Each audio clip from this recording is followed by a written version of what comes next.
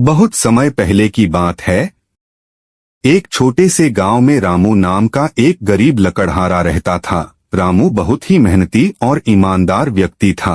वह जंगल से लकड़ियां काटकर बाजार में बेचता था और उस पैसे से अपनी गुजर बसर करता था। एक दिन रामू अपने काम में व्यस्त था।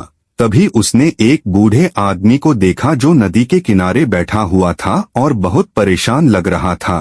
रामू ने पास जाकर पूछा, बाबा, आप इतने परेशान क्यों हैं?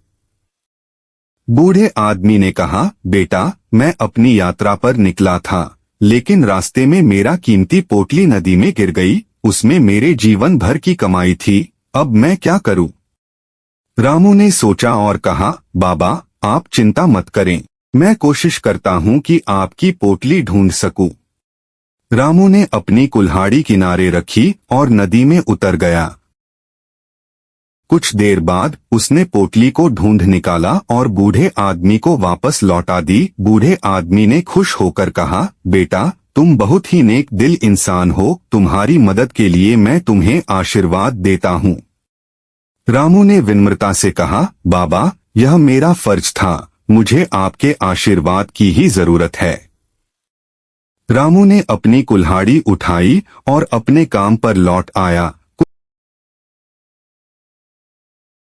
कुछ दिनों बाद रामू फिर से जंगल में लकड़ियां काट रहा था। तभी उसकी कुल्हाड़ी अचानक उसके हाथ से फिसलकर नदी में गिर गई। रामू बहुत परेशान हो गया और नदी के किनारे बैठकर रोने लगा। तभी नदी से एक परी प्रकट हुई और रामू से पूछा, तुम क्यों रो रहे हो? रामू ने उसे अपनी कुल्हाड़ी के बारे में बताया। परी ने मुस्कुराते हुए कहा, चिंता मत करो, मैं तुम्हारी कुल्हाड़ी वापस लाती हूँ। परी नदी में डूबी और सोने की कुल्हाड़ी लेकर आई। उसने रामू से पूछा, क्या यह तुम्हारी कुल्हाड़ी है? रामू ने ईमानदारी से कहा, नहीं, यह मेरी कुल्हाड़ी नहीं है। परी ने फिर से डुबकी लगाई और चांदी की कुल्हाड़ी लेकर आई। उसने फिर पूछा, क्या यह तुम्हारी कुल्हाड़ी है? रामू ने फिर से कहा, नहीं, यह भी मेरी कुल्हाड़ी नहीं है। अंत में परी ने लोहे की कुल्हाड़ी निकाली और पूछा, क्या यह तुम्हारी कुल्हाड़ी है?